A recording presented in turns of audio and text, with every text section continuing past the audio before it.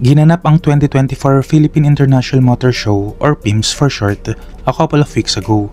First time kong makapunta dito kaya natuwa talaga ako nang nakita ko na halos andito lahat ng Japanese car brands na sinusundan ko dito sa Pilipinas.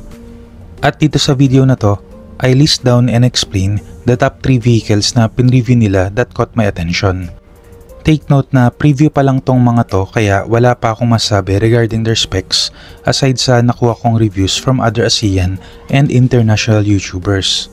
Balita sa kanila kasi meron na sila pero chismis pa lang sa atin na walang resibo or speculation pa lang ang lahat ng masabi ko. At least for now habang wala pa sila sa bansa natin.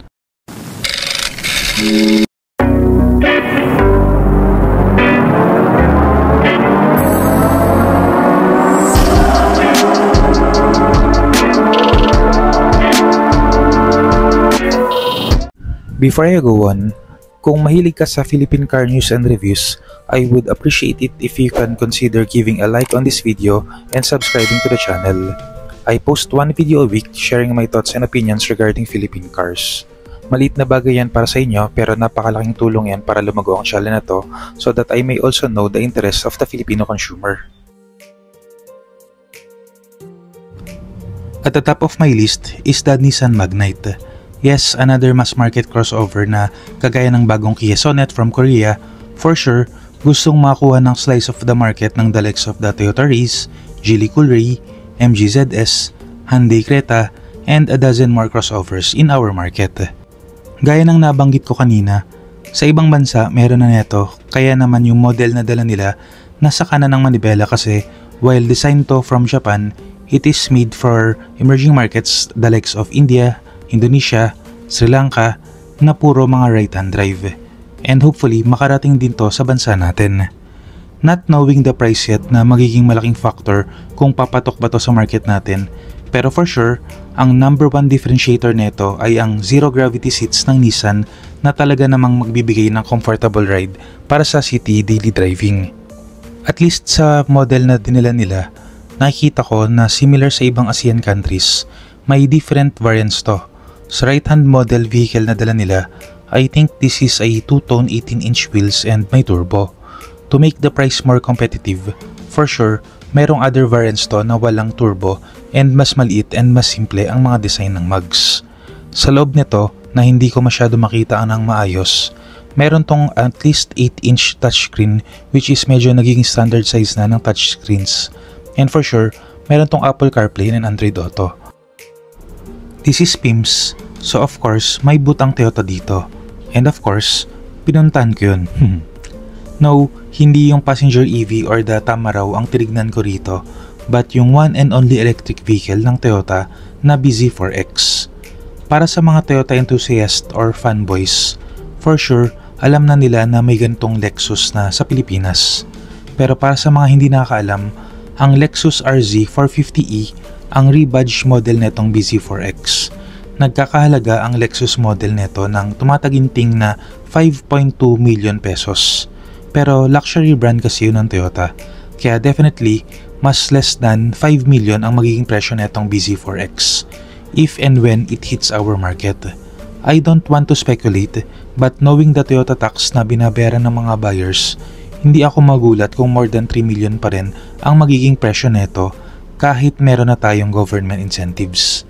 And yes, another crossover nga pala to.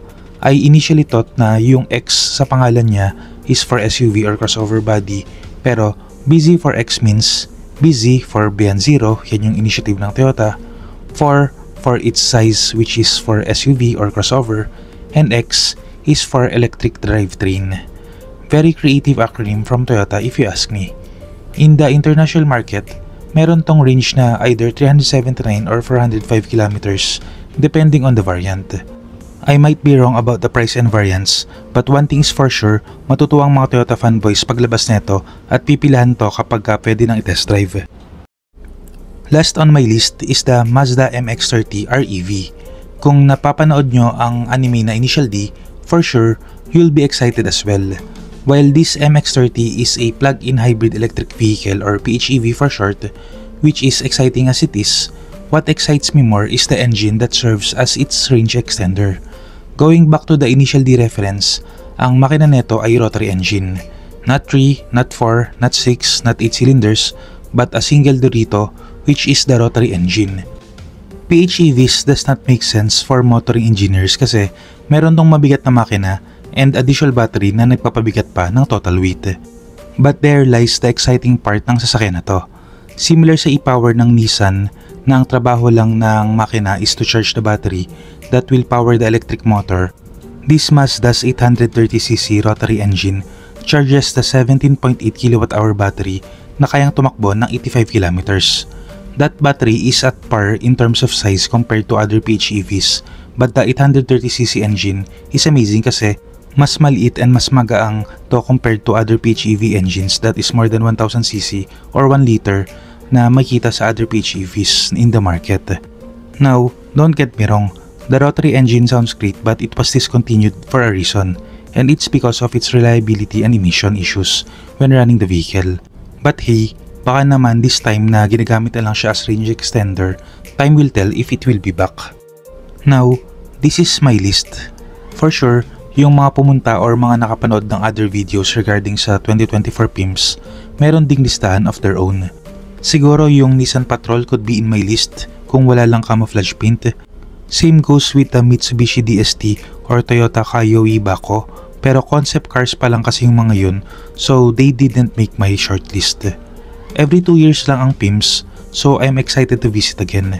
And malay natin, baka naman ang ibang mga sasakyan ng mga ASEAN neighbors natin like the Raze Hybrid, Honda WRV, and the long-awaited DNGA-based Vios will hit our shores next time. That's it for this video. Kung may gusto kayong idagdag, put them in the comment section down below. So this is Kai, your driver but not so sweet lover na nagsasabing, keep calm, drive safe, and stay awesome.